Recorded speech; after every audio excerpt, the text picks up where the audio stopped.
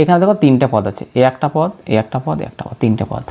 ওকে, এই যে x square, এখানে যে পদটা রয়েছে এক্স স্কোয়ার, এর আগে এর সহগ কত বলো তো? তোমাকে যদি জিজ্ঞাসা করা হয় এক্সের সহগ কত, এক্সের আগে কী আছে -8, তাহলে এক্সের সহগ হচ্ছে -8।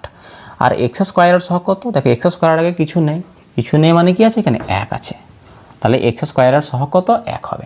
তোমার সর্বপ্রথম যে কাজটি হবে, এই যে এখানে যে পদটা থাকবে তার সামনে যে সহগটা রয়েছে, এখানে দেখো কিছু নেই মানে 1 আছে, তাহলে 1-এর সাথে শেষে যে পদটা রয়েছে সেটা তুমি গুণ করে নেবে। কী করে নেবে? গুণ করবে, এটার সাথে তুমি এটা গুণ করবে। দেখো 15-র সাথে তাহলে 1কে গুণ করলে তুমি কত পাবে? 15 পাবে। কত পেলাম? 15।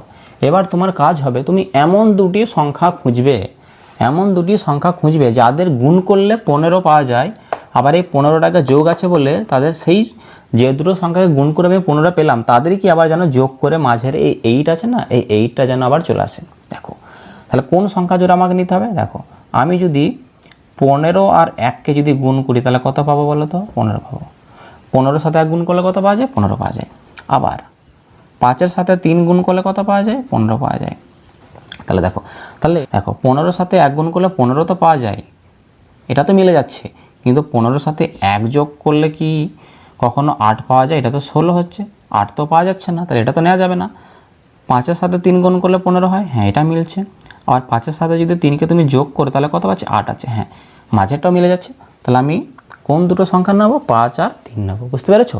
তাহলে দেখো এবার আমাদের কাজ হবে, আমরা বুঝতে পেরেছি যে এমন দুটো সংখ্যা যাদের গুণ করলে 15 আবার যাদের যোগ করলে 8 হয়, তারা হচ্ছে 5 আর 3।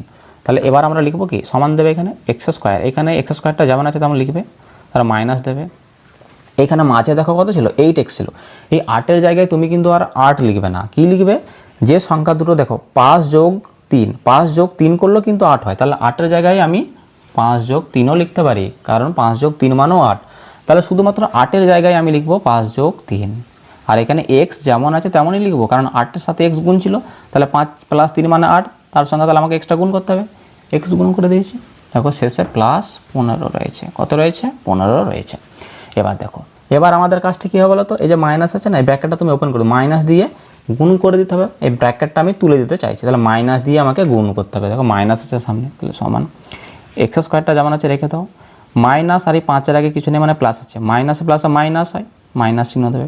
5-এর সাথে এক্সটা কী আকারে রয়েছে? এই ব্র্যাকেটের সাথে এক্সটা গুণ, তাহলে 5-এর সাথে এক্স গুণ হবে, 5x, এখানে মাইনাস এখানে প্লাস, মাইনাসে প্লাসে কী হয়? মাইনাস হয়।